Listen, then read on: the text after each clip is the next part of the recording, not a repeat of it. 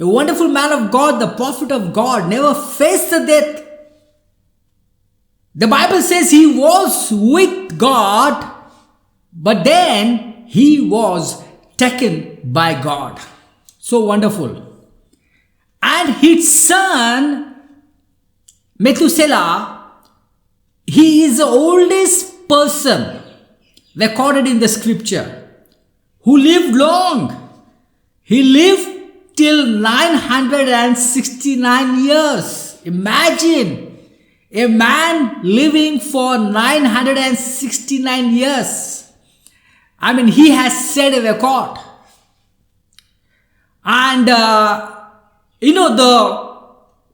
the meaning of Methuselah is very important. The meaning of his name is very important. And what is the meaning of his name? The meaning of his name is that after I die, the flood will come.